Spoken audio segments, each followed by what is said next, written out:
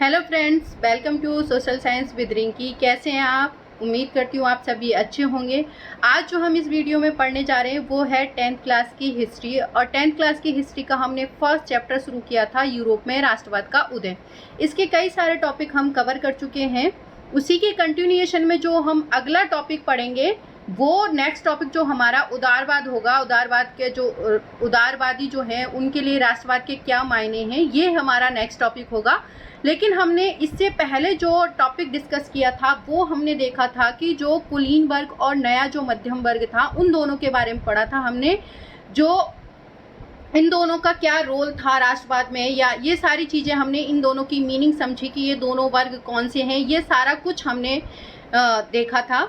जो कोई भी ये मेरा वीडियो फर्स्ट टाइम देख रहा है वो इससे पहले वाले वीडियो देखें ताकि इससे पहले वाले टॉपिक आपको समझ में आ जाए। उसके बाद ये नेक्स्ट टॉपिक, इसके लिए नेक्स्ट वीडियो ये वाला वीडियो देखें जिससे कि नेक्स्ट टॉपिक आपको अच्छे से समझ में आ जाए। आइए देखते हैं। तो हमारा जो अगला टॉपिक है वो है उदारवादी राष्ट्रवाद के क्या मायने थे।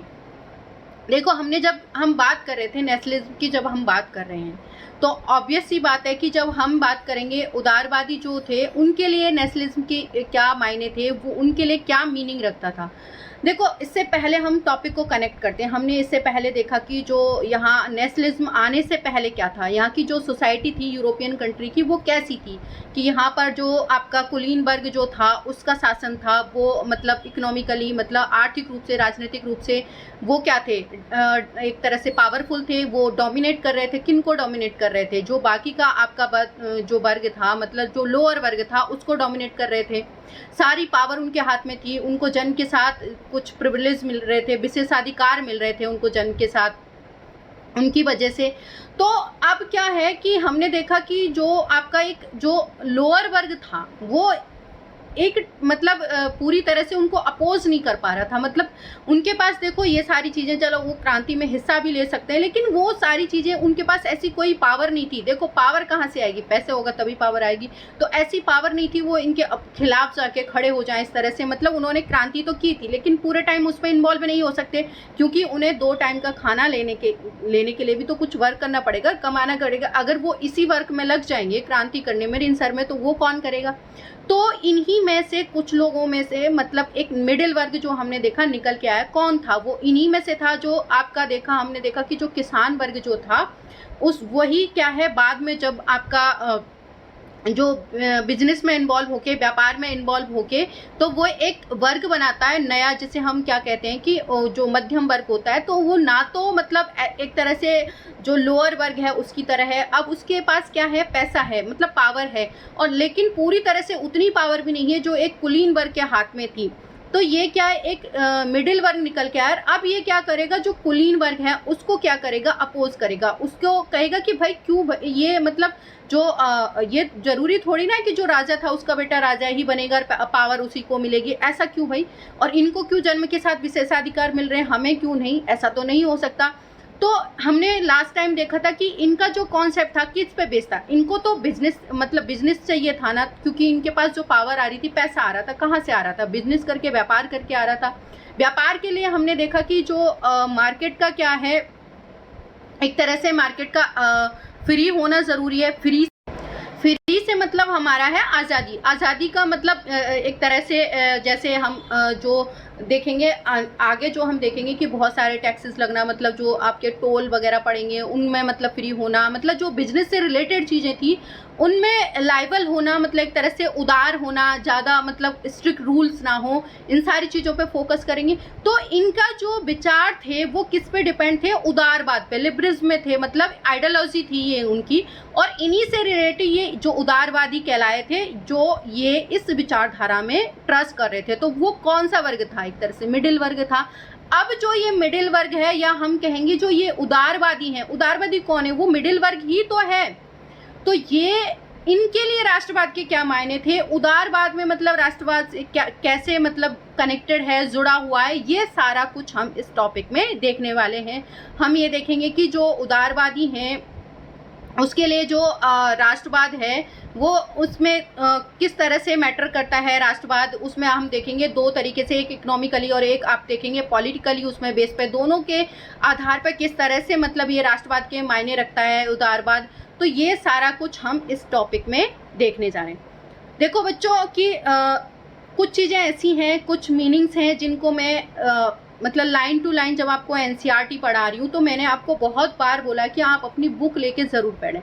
जब भी आप बैठोगे, जब भी एनसीईआरटी पढ़ोगे, कुछ नया ही मिलेगा। एनसीईआरटी में इतना कुछ है, अगर आप अच्छे से समझो, अच्छे से पढ़ो तो बहुत कुछ आप अचीव कर सकते हो।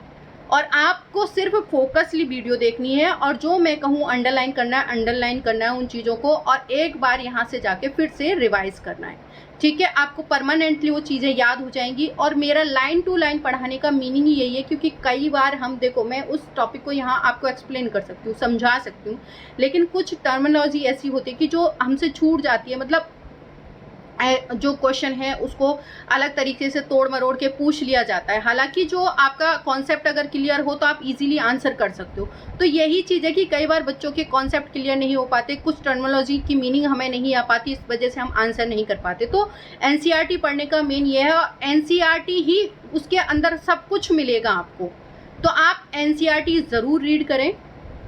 वापस से टॉपिक पे आ जाते हैं। वैसे तो मैंने आपको इसका जो बता दिया है कि क्या है इसमें, लेकिन फिर भी हम एक एनसीईआरटी के उसके हिसाब से पढ़ लेते हैं कि एनसीईआरटी आखिर में क्या कह रही है। ठीक है, यहाँ आप देखोगे कि जो उदारवाद है उसका हम मीनिंग एक उसके अर्थ से लेंगे, अर्थ से निकालेंगे। ठीक है,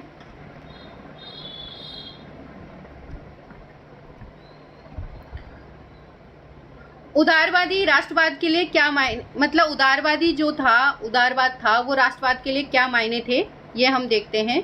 यूरोप में 19वीं सदी के शुरुआती दशकों में राष्ट्रीय एकता से संबंधित विचार उदारवाद के करीब से जुड़े थे। देखो जब हम ये सेंचुरी आती है ना, 19वीं सदी 18वीं सदी, ये देखो आपके लिए एक प्लस, मतलब अगर हम आप इस कॉन्सेप्ट को समझ में जाओ ना तो ये इसके लिए आपके लिए ये प्लस पॉइंट का काम करती है। कैसे?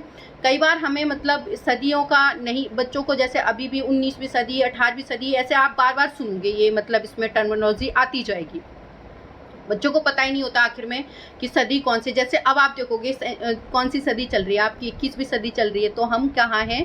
2020। ठीक है, जो यहाँ पर ये है, यहाँ जब 99 हो जाएगा तब भी ये 21वीं सदी है, लेकिन जब यहाँ ये 100 हो गया तो ये आपका 22वीं सदी स्टार्ट हो जाएगी। ठीक है, और जब एक मिनट ये पूरा 100 होके, तो ये आपकी कौन सी सदी स्टार्ट हो गई? आपकी 22वीं सदी स्टार्ट हो गई। तो इसी तरह से जो भी डेट चल रही है वो वहाँ पर बात कर रहे हैं। तो अगर मान लो ये मान लो इस टाइम पीरियड की एक मिनट, हो सकता है इस वक्त सन हो रहा हो 1885 ले लो, आप कुछ भी ले लो, या 1850 ले लो। ठीक है, तो ये हमारी कौन सी सदी कहलाएगी? ये हमारी 19वीं सदी कहलाएगी। ये हमारी 18वीं सदी नहीं है, ये हमारी 19वीं सदी है। लेकिन जैसे ही ये आपका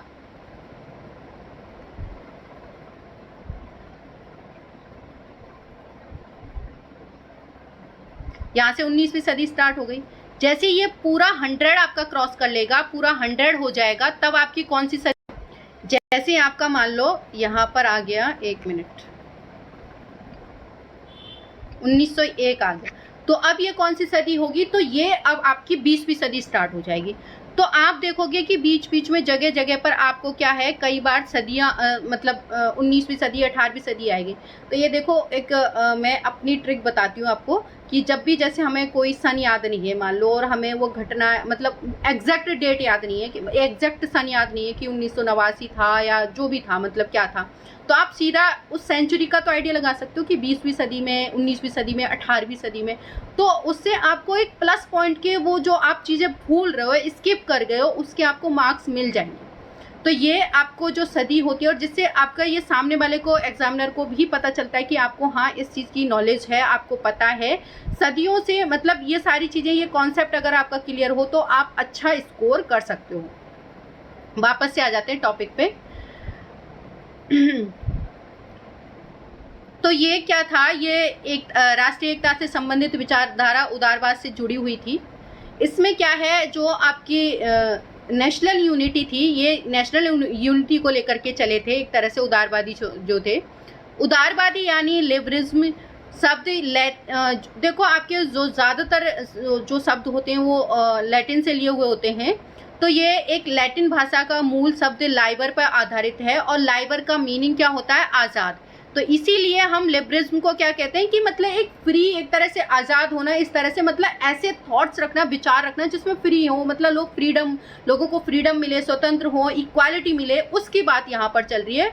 तो जो उदारवाद है उसको हम इंग्लिश में क्या कहेंगे, लिबरलिज्म। और इसी का ये जो इंग्लिश वर्ड है लिबरलिज्म वो किससे बना हुआ है, लैटिन भाषा का जो लाइबर शब्द है उस पर आधारित है, जिसका मीनिंग क्या होता है, आज़ाद। ठीक है। नए मध्य वर्ग के लिए उदारवाद का मतलब था व्यक्ति के लिए आज़ादी, कानून के समक्ष उसकी बराबरी। अब देखो जो ये न्यू मिडिल क्लास जो आई थी उसके लिए जो ये एक तरह से जो उदारवाद का मीनिंग क्या था, आज़ादी थी। अब वो उदारवाद से मीनिंग फ्री से मतलब ये नहीं कि चीज़ें फ्री में बांट दो या सारी कुछ। यहाँ उदारवाद का मीनिंग आज़ादी से था कि लोगों को कानून के समक्ष बराबरी हो, सभी को इक्वल माना जाए। जैसे कि जो कुलीन वर्ग थे, एरिस्टोक्रेट जो वर्ग था, उसको जब स्पेशल जो ट्रीटमेंट दिया जा रहा था, मतलब उसको कुछ प्रिविलेजेस दिए जा रहे थे शुरुआत में, जो मतलब एक तरह से क्या किया जा रहा था, जन के साथ उनको कुछ विशेषाधिकार दिए जा रहे थे, तो वो तो बराबरी नहीं थी ना। तो इसीलिए जो ये मिडिल वर्ग है या मध्यम वर्ग है वो क्या कह रहा है कि जो सबको क्या है, आज़ादी मिले या कानून के समक्ष क्या है, सभी बराबर रहें। राजनीतिक रूप से उदारवाद एक ऐसी सरकार पर जोर देता था जो सहमति से बनी हो। अब मैंने क्या कहा था, इसके दो हम कॉन्सेप्ट में लेके चलेंगे, दो इसके, एक राजनीतिक रूप देखेंगे और एक इसका इकोनॉमिकली देखेंगे। तो जो राजनीतिक रूप से उदारवाद एक ऐसी सरकार पर जोर देता था, मतलब उदारवाद एक ऐसी सरकार को फेवर करता था जो मतलब सबकी सहमति से बनी हो या लोगों की सहमति से बनी हो या उनमें लोगों का इन्वॉल्वमेंट हो। क्यों जो उदारवादी थे उनका मानना था कि जो ये राजा है, मतलब राजा क्यों है, मतलब हमारा देश है तो प्रजा के लिए है ना, जनता के लिए, हमारा देश है हमारे लिए है, सबको इक्वलिटी हो, मतलब यहाँ पर जो सरकार है वो हमसे बने, मतलब जो हमारे लिए है तो हम ही उसको बनाएं। क्यों राजा, मतलब ये सारी चीजें जो आप उदारवाद है वो एक डिमांड करने लगा था एक ऐसी गवर्नमेंट की जहां पर मतलब वो उनके द्वारा चुनी हुई हो या लोगों की सहमति से सरकार बनी हो।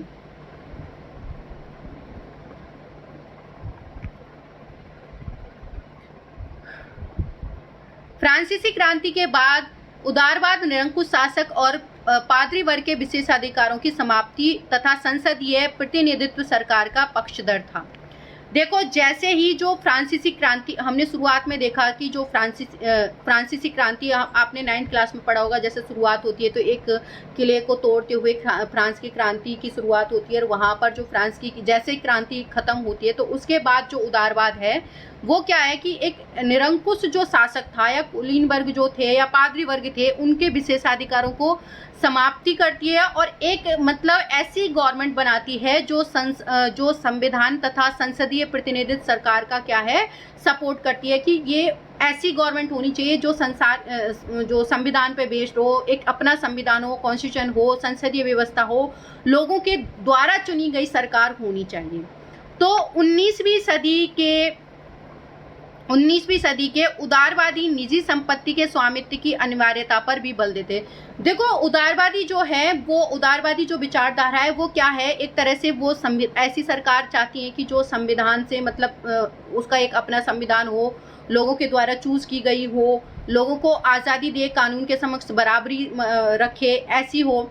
वो एक ऐसी सरकार चाहते थे जो लोगों सबकी सहमति से बनी हुई हो। या उदारवादी जो थे वो निजी संपत्ति के भी स्वामित्व की अनिवार्यता पर बल देते थे कि जिसने जो मतलब अपना पैसा कमाया है उसको अपना पैसा रखने की मतलब अनिवार्यता है कि वो जितना पैसा वो कमा रहा है वो रख सकता है उदारवादी।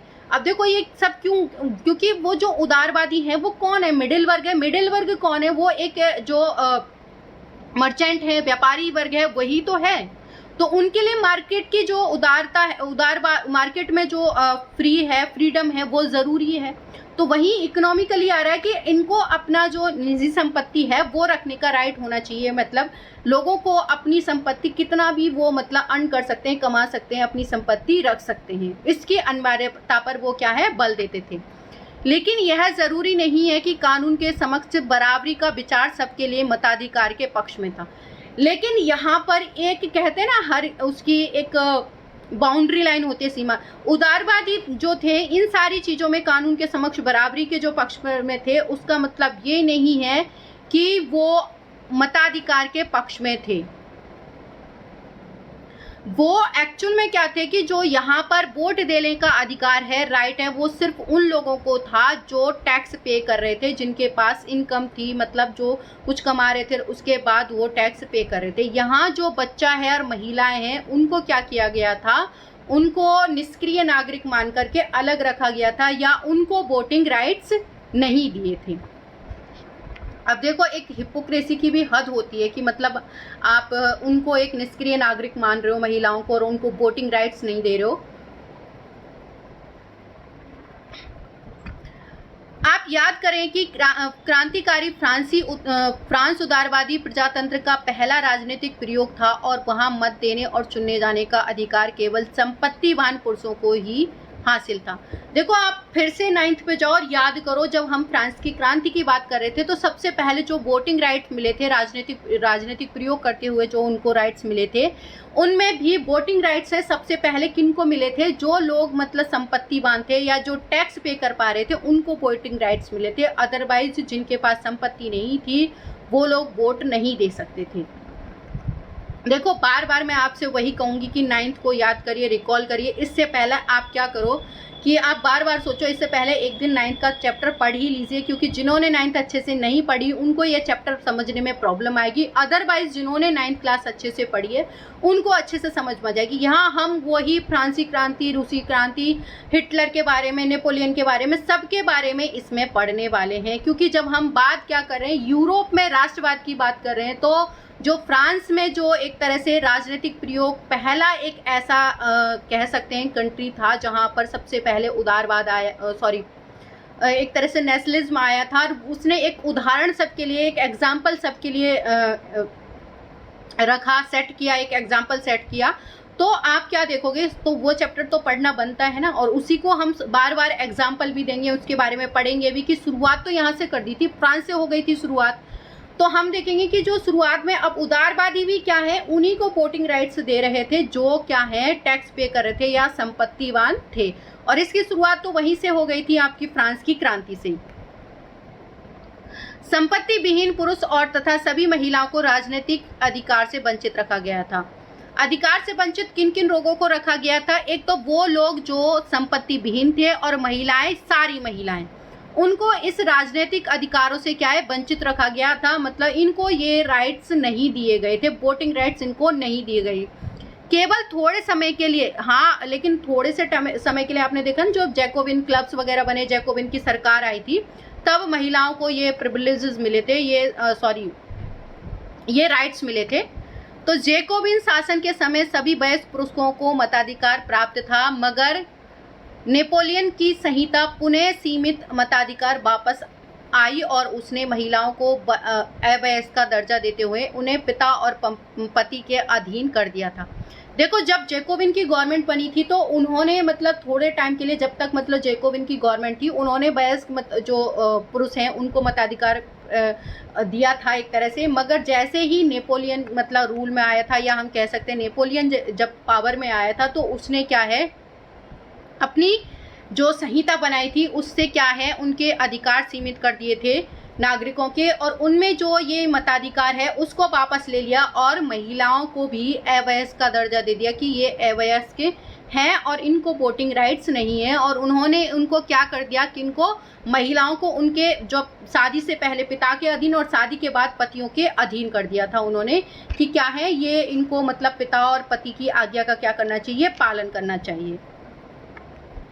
संपूर्ण 19वीं सदी और 20वीं सदी के आरंभिक वर्षों में महिलाएं और संपत्ति विहीन पुरुषों ने अपने राजनीतिक अधिकारों की मांग करते हुए विरोधी आंदोलन चलाए थे कि जो संपूर्ण 19वीं सदी थी, मतलब पूरी 19वीं सदी में अपने राइट्स लेने के लिए 19वीं सदी से लेकर 20वीं सदी तक, मतलब आरंभिक वर्षों में जो महिलाएं थी, आपने जो आप 9th क्लास में पढ़ा होगा फ्रांसीसी क्रांति में लास्ट में देख ला, ओलंप दे गूचे वगैरह इनके बारे में भी था, जिन्होंने वोटिंग राइट्स के लिए अपने समान की, हमें भी मतलब पुरुषों के बराबर अधिकार मिलना चाहिए, वो भी एक तरह से मतलब उनको भी फांसी पे चढ़ा दिया गया था उनके, इसलिए उन्हें देशद्रोह बता दिया गया था। मतलब अपने राइट्स के लिए लड़ते लड़ते वो लेडी मतलब शहीद हो गई एक तरह से। तो महिलाओं ने ये मतलब इनके विरोध में मतलब जो राजनीतिक अधिकार प्राप्त करने के लिए कई सालों तक क्या है ये लड़ती रही थी, और संपत्ति विहीन पुरुष भी अपने राजनीतिक अधिकारों की मांग करते रहे और आंदोलन चलाते रहे। अब ये तो हमारा जो है पॉलिटिकल या हम कहेंगे राजनीतिक हमारे जो अधिकार हो गए, या हम राजनीति में जो उदारवाद की बात कर रहे थे वो बात हो गई कि राजनीति में हमें कैसे उदारवाद होना है, मतलब किस तरह से कि हमें जो कानून के समक्ष सभी को समानता मिलनी चाहिए, एक संवैधानिक गवर्नमेंट होनी चाहिए, हमारे द्वारा चुनी हुई सरकार होनी चाहिए, कोई जन्म के साथ प्रिविलेजेस नहीं मिलने चाहिए, जो आपकी कुलीन वर्ग हैं उनको जो जन्म के साथ कुछ विशेषाधिकार मिल रहे हैं वो नहीं मिलने चाहिए। तो ये सारी चीज़ें जो थी आपके राजनीतिक जो उसके कॉन्टेक्स्ट में देखी गई थी। अब अगला जो हमारा है वो आर्थिक क्षेत्र में। अब हम देखेंगे कि आर्थिक क्षेत्र में जो उदारवाद होने से ये नेशनलिज्म कैसे आएगा, नेशनलिज्म की भावना कैसे आएगी, ये किस तरह से नेशन राष्ट्र बनाएंगे, उस तरह से ये सारी चीज़ें हम इसमें देखेंगे। आर्थिक क्षेत्र में उदारवाद बाजारों की मुक्ति और चीजें तथा पूंजी के आगमन पर राज्य पर लगाए गए नियंत्रण को खत्म करने के पक्ष में था। कि जब हम आर्थिक क्षेत्र में देखते हैं तो उदारवाद जो था वो क्या कह रहा था कि उन्हें बाजार की मुक्ति चाहिए थी। मुक्ति मतलब आज़ादी, फ्रीडम चाहिए था कि मतलब मार्केट में फ्री रहे, तभी तो वो आसानी से बिजनेस कर पाएंगे, व्यापार कर पाएंगे। चीज़ें तथा पूंजी के आवागमन पर कि कोई चीज़ हम ला रहे हैं, ले जा रहे हैं, या कोई पूंजी जो उसके आवागमन पर राज्य द्वारा जो नियंत्रण लगाए गए हैं उनको क्या कर देना चाहिए, ख़त्म कर देना चाहिए। क्यों, आप देखोगे कि उस टाइम बहुत सारे जो हैं मतलब नियंत्रण लगाए गए थे, मतलब बहुत सारे हर जो कई जगह पर जितने रीजन्स पड़ रहे थे वहाँ पर अलग अलग जगह पर उनको टैक्स पे करने पड़ रहे थे। अब वो कोई चीज़ एक छोटी सी चीज़ है, उसको 10 जगह, अगर उसको 10 रुपये की चीज़ है 10 जगह उसको अगर टैक्स पे करना पड़ रहा है तो उसके लिए तो कुछ नहीं बचा ना, वो चीज़ महंगी होती चली जाएगी, उसको कोई बेनिफिट ही नहीं होगा। तो जगह जगह जो टैक्स पे करना कर रहे थे, अब वो क्या चाहते थे कि ये जो इतना है वो ना हो के एक ही हो जाए ये सारी चीज़ें। तो आप देखोगे कि इन सारी चीज़ों को ख़त्म करके एक मतलब एकजुट करेंगे तो उससे क्या है, एक नेशन बनेगा, एक राष्ट्र बनेगा, और तब जाके हमारे ये नेशनलिज्म आएगा, मतलब उदारवाद का इन्वॉल्वमेंट हमारे लिए नेशनलिज्म लेके आएगा एक तरह से। 19वीं सदी के दौरान उभरते हुए मध्यम वर्ग पर जोरदार मांग थी। आइए हम 19वीं सदी से पहले भारत में जर्मन भाषी इलाकों का उदाहरण लें। देखो, हम 19th सेंचुरी से पहले देखते हैं कि जो जर्मन जो इलाके थे वो अलग अलग एरिया में, रीजन्स में फैले हुए थे, मतलब अलग अलग क्षेत्र में जो जर्मन था कई पार्टों में बटा हुआ था। जैसे आज का अगर हम जर्मनी लें तो आज का जर्मनी ना होकर बहुत सारे रीजन्स में, क्षेत्रों में बटा हुआ था। 19वीं सदी की हम बात करें तो जो मध्यम वर्ग जो हमारा उभर कर आया था उससे पहले, मतलब जो 19वीं सदी में था वो जर्मन था, इलाका जो था कई सारे इलाकों में फैला हुआ था। अब देखते हैं उसका इम्पैक्ट क्या था। तो जो नेपोलियन आया था, नेपोलियन ने प्रशासनिक जो कदमों में अनगिनत छोटे प्रदेशों से 29 राज्यों को एक महासंघ बनाया था। आपने देखा था कि जो नेपोलियन था वो लोगों का हीरो था शुरुआत में। क्यों था? क्योंकि उसने बहुत सारे प्रशासनिक सुधार किए थे, मतलब उन्होंने जो ये एक तरह से कह सकते हैं कि इतने सारे नेशंस को बना करके एक महासंघ बना दिया, एक करेंसी कर दी थी, ये सारी चीज़ें। उससे क्या हुआ, ये जो व्यापारी वगैरह थे इनको बेनिफिट हुआ था, क्योंकि उनको अब जगह जगह टैक्स पे नहीं करना पड़ रहा था। अब उनको एक या दो ही जगह टैक्स पे करना पड़ रहा था, इसलिए उनको जो चीज़ें थी उनके बिजनेस में ये बेनिफिट था, उनके लिए सुधार था। इनमें से प्रत्येक की अपनी मुद्रा और नाप तोल की प्रणाली थी। देखो, जब 29 राज्य होंगे तो इनकी अपनी जो मेजरमेंट होंगे, अपनी मुद्रा होगी, इनकी अपनी नाप तोल की प्रणाली होगी, कहीं पर कम कहीं पर ज़्यादा, तो लोगों को जगह जगह अलग अलग टैक्स पे करना पड़ेगा। तो सोचो कितनी प्रॉब्लम्स आएंगी। 1833 में हैम्सबर्ग से न्यूरेमबर्ग जाकर अपना माल बेचने वाले व्यापारी को 11 शुल्क सीमा नौकाओं से गुजरना पड़ रहा था। अब आप सोचो 1833 में मतलब 1833 में हैब्सबर्ग से कोई अगर न्यूरेमबर्ग जा रहा है, ये जर्मनी के ही क्षेत्र हैं, तो वहां जा रहा है, तो उसे माल बेचने के लिए उस व्यापारी को क्या करना पड़ता था, 11 सीमा शुल्क या नाकों से गुजरना पड़ रहा है। अब वो 11 सीमा शुल्कों पर क्या करेगा, टैक्स पे करेगा। और यहाँ देखोगे वो जब टैक्स पे करेगा उनका अलग अलग मतलब एक तरह से मेजरमेंट होगा, तो अलग अलग जगह उसको अलग टैक्स पे करना पड़ेगा। उससे सोचो चीज़ें कितनी महंगी हो जाएंगी। और हर बार लगभग 5% सीमा शुल्क उसे देना पड़ता था, मतलब हर बार। अब 11 जगह वो 5% सीमा शुल्क देखा, तो सोचो कितना होगा, 55 एक तरह से। तो शुल्क अक्सर वस्तुओं का वजन या आकार के अनुसार होता था, और जो शुल्क है वो कैसे पे करना पड़ता था कि उस वजन का, उस वस्तु का आकार कितना बड़ा है, वजन कैसा है, उसके आधार पर उनको सीमा शुल्क देना पड़ रहा था। क्योंकि हर क्षेत्र की अपनी नापतोल थी, अब एरिया की अपनी नापतोल थी, उनके हिसाब से उनका अलग मेजरमेंट आता था, अलग नापतोल आती थी, अतः हिसाब लगाने में भी समय लगता था, टाइम लगता था। मसलन कपड़े को नापने का पैमाना, मसलन मतलब उदाहरण के रूप पे, जो कपड़े को जैसे आज कहते हैं ना कि इतना सेंटीमीटर, ये इतना मीटर और उतना मीटर, मतलब इस तरह से। तो उस टाइम पर मतलब जो कपड़े को नापने का जो पैमाना था एले था, मतलब एक जर्मनी की बात हो रही है, वहां पर नापने का पैमाना क्या था, एले था, जिसकी लंबाई जगह बदलने के साथ ही मतलब उसकी लंबाई घटती बढ़ती थी। कि एक जो एले था उस कपड़े का फ्रैंकफर्ट में खरीदा जा सकता था, तो वो कितना मिलता था, एक एले, मतलब एक एले कपड़ा फ्रैंकफर्ट में अगर हम खरीद रहे हैं तो वो कितना मिल रहा है, 54.7 सेंटीमीटर।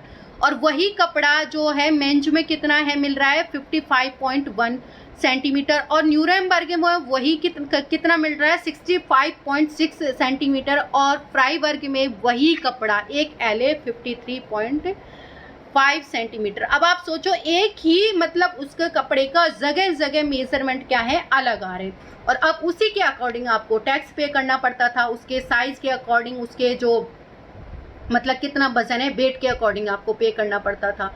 अब आप सोचो जो व्यापारी थे उनके लिए तो मतलब ये सारी प्रॉब्लम्स थी, उनको मतलब चीज़ें उनके अकॉर्डिंग महंगी होती रहती थी।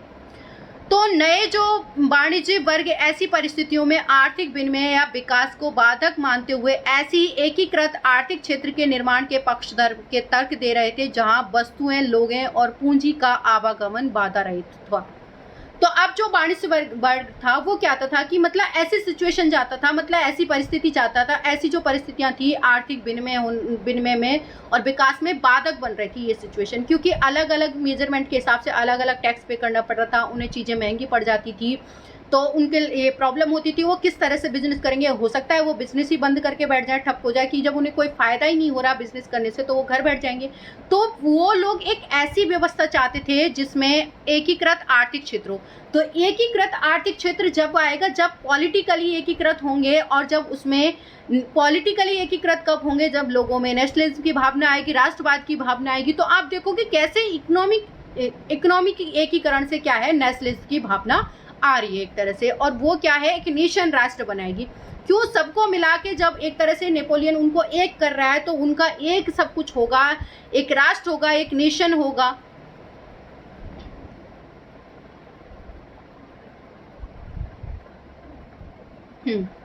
जहाँ वस्तुएं, लोग और पूंजी का आवागमन क्या है, बाधा रहे, तो जहाँ लोगों में रोक टोक ना हो, मतलब उस नेशन में एक जगह से दूसरी जगह पे जाने पर, एक एरिया से दूसरे एरिया में, क्षेत्र में जाने में कोई प्रॉब्लम ना हो, ये सब कुछ आवागमन क्या है, बाधा रहे, तो मतलब कोई टैक्स पे ना करना पड़े।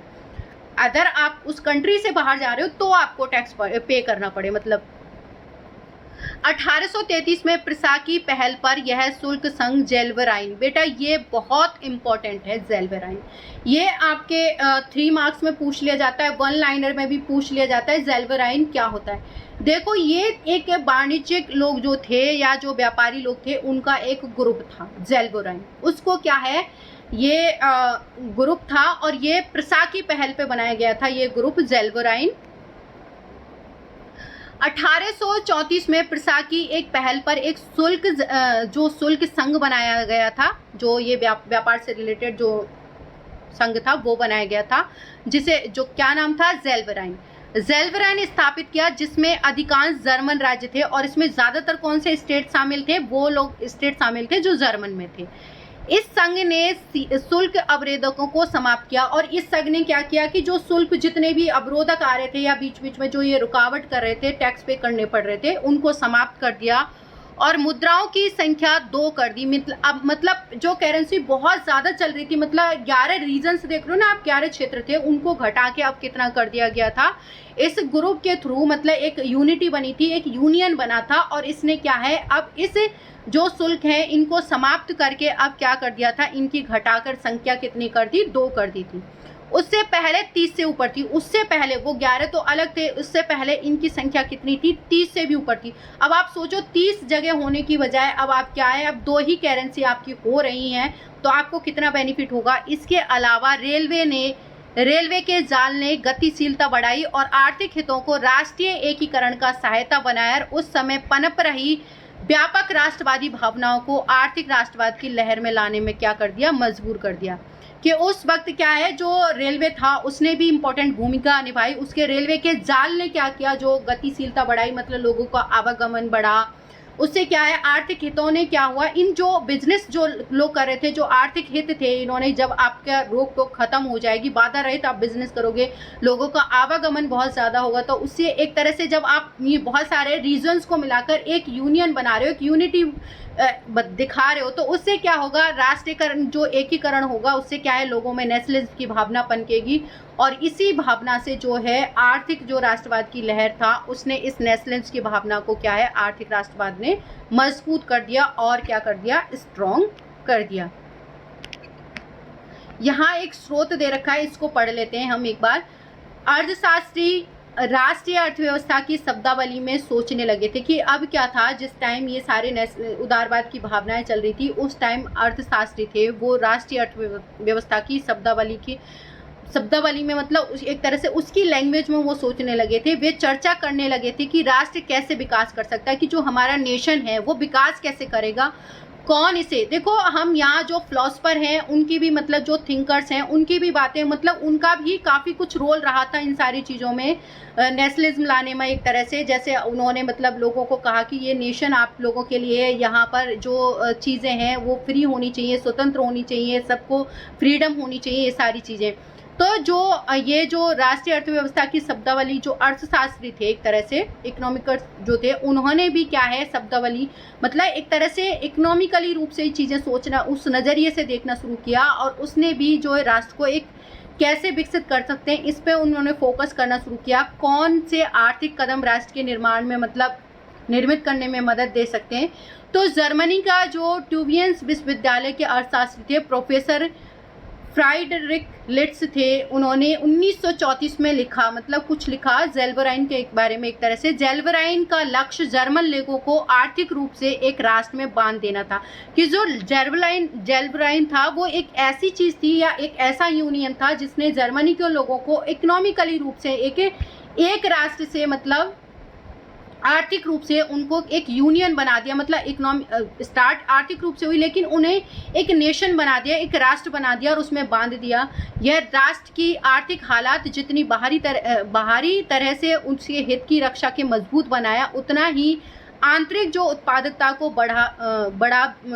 आंतरिक उत्पादकता को बढ़ाकर भी मतलब उसने दिखाया था। इससे प्रांतीय हितों को आपस में जोड़कर एक राष्ट्रीय भावना को जगाना उठाना चाहिए। जर्मन के लोग ये समझ गए कि एक मुक्त अर्थव्यवस्था की जो है आर्थिक व्यवस्था की राष्ट्रीय भावनाओं को उत्पन्न करने में एकमात्र क्या था, जरिए था। कि मतलब उन्होंने इकोनॉमी के लिए मतलब आर्ट के लिए ज़ेल्बराइन ने ये काम किया था, लेकिन उन्होंने लोगों में नेशनलिज्म की भावना बढ़ दी, लोगों को एकजुट कर दिया। अब जो हम नेक्स्ट टॉपिक पढ़ेंगे वो पढ़ेंगे हम रूढ़िवाद के बारे में, कि ये जो कंजर्वेटिव जो विचारधारा थी वो क्या थी, कौन ये लोग थे, कहाँ से ये जो आई थी। जैसे हमने देखा एक मिडिल वर्ग था, उनकी जो विचारधारा थी वो क्या थी, उदारवाद थी। उदारवाद के बारे में हमने पढ़ा। अब हम जो रूढ़िवादी पढ़ेंगे, ये रूढ़िवादी कौन लोग थे, इनकी विचारधारा क्या थी, ये लोग क्या कहते थे, इसके बारे में हम नेक्स्ट टॉपिक में पढ़ेंगे। 1815 के बाद जो एक नया रूढ़िवादी वर्ग आया था वो क्या था, वो सब कुछ हम नेक्स्ट टॉपिक में पढ़ेंगे। Thank you so much.